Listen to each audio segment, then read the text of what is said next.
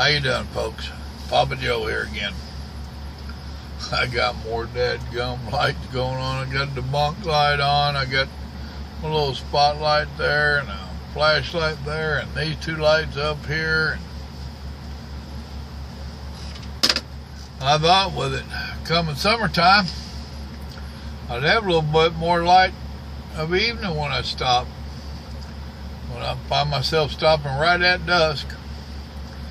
I made almost one tonight with all this without all the artificial light. I was sitting here and posting a couple of them videos. A little process I have to go through where I have to watch bits and pieces of them. Know what I want to name them and what playlist to put them under and all that stuff. So while I was doing that, I got to thinking, which yes, that can be a scary thing. This will be a short video. I'm telling you about getting started in trucking. I thought I might attempt to cover some of what you're going to need for your orientation or for your driving school. Of course, you know you're going to have your license. A lot of companies require you to already have your permit. So that list I was telling you put together, find out if you have to have your permit. And even if you don't have to have your permit, I would suggest you go down to your local office, wherever you get your driver's books and whatnot from, and get a CDL book.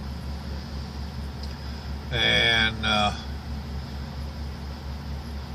trying to remember, dadgummit, which sections you gotta do. You'll have to do air brakes, which I need to do a short video on air brakes, and it would be a short one because people misunderstand air brakes.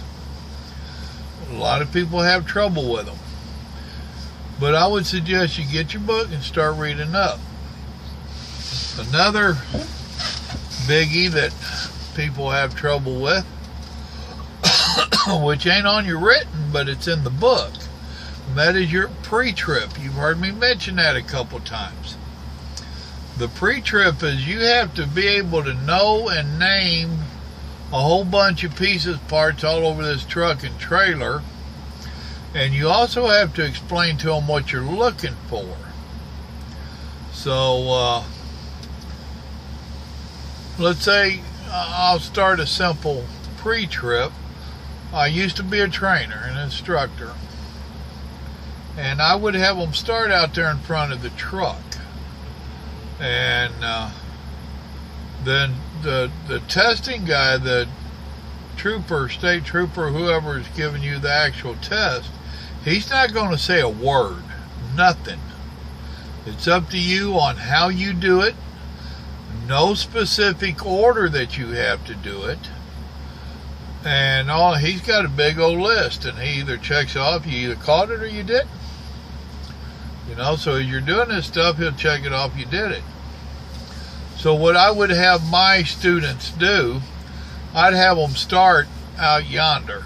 And yes, I had them before they had their CDLs. They had their permit. Then I had to literally teach them how to drive. They had the most basic of instructions on driving. So no, I didn't sleep behind them. I'd have them start out there, and I would have them start talking. And it's a lot of talking.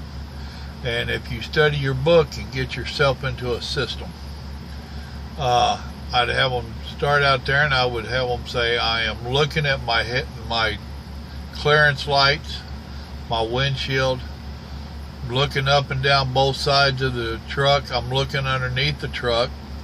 I'm looking down the sides for anything that might be hanging off or any kind of a lean to the truck or trailer.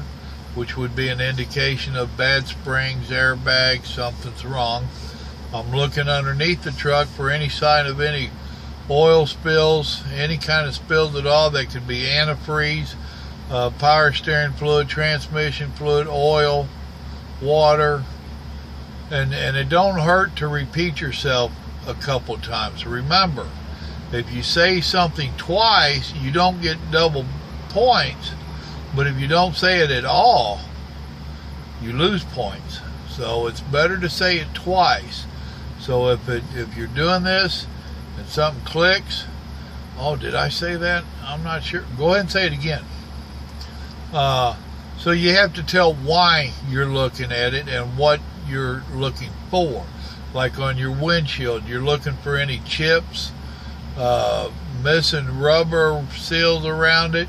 You're looking at your windshield wipers, making sure that they're intact and that the actual wiper blades are on there and intact and appear to be in good shape. I'll check their function when I'm inside the truck. I'm looking at all of my lights, making sure all the lens covers are on and nothing appears to be broke or missing. I would check their actual function in a little bit. I'm looking at my mirrors to make sure the mirrors are intact, that the frames are holding to the truck. So anyway, you need to get you a book and start studying up on the test, and especially on your pre-trip. And this is something you can do whenever you start thinking about driving a truck. I'd suggest you go get the book and start studying up. So you have to have air brakes, you have to do the pre-trip. There's a general knowledge one in there, I think. Combination for combination vehicles. Now don't get it mixed up. There's two kinds of combinations in there, and I'm not sure exactly their names. One of them is for just the tractor and a single trailer. The other one is for multiple trailers, so it's for the tractor and two trailers.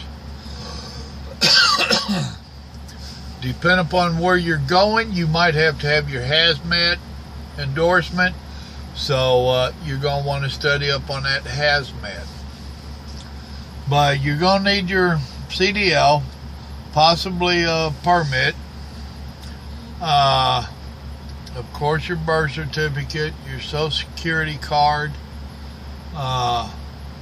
Do you plan on going out of country? If you do, you need your passport. Some companies pay a little more to go to Canada. You hear a lot of horror stories about crossing the border and going to Canada. They're really not true anymore.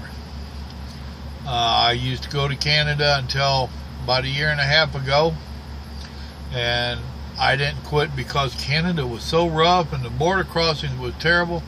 They ain't bad. Modern technology. Everything's computerized and scannable. Did I have issues the last few years? Why, sure. It's trucking and it's life. Stuff happens.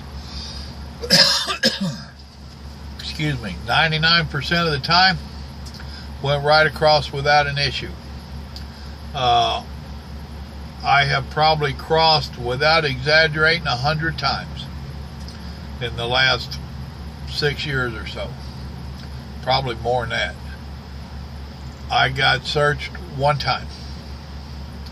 Now, coming back to the States, that's normally where you get your problems. Canada is usually not a problem. The American side, coming back to America, a lot of times there's a couple different ports, and you'll get to know your ports. Port of entry. You go through the cam scam and all this, where they're x-raying everything and all this nonsense. Then you pull up there and they ask you to step out of the truck. You step out and they step up and they look around, make sure you ain't got any illegals in here or nothing obviously illegal. Despite what you hear drivers saying, it is against the law for you to stop at the duty-free place and get your Canadian Mist and all that. It's highly against the law. It's several $100s a bottle if you get caught. That's what the fine is. Plus they take the stuff away, and more than likely your company's not going to be happy with you. So do not stop and get liquor on your way back to the States. You're not saving that much money, and it's stupid to risk your job, to jeopardize your job over a bottle of Canadian Mist or whatever it is. Wild Turkey. It ain't worth it to me. Let's see. Go have your MVR ran, however you do it in your state. Run your MVR. Make sure there's nothing on it. Even if you think there's nothing on it, last time I had one ran at like $10, if that. And have your MVR ran. And it don't hurt whenever you go to school to have all this. You're probably not going to need it because they're going to run their own. They don't trust you. You're a wannabe truck driver. That means you're a professional liar. They judge you by how they are. Let's see.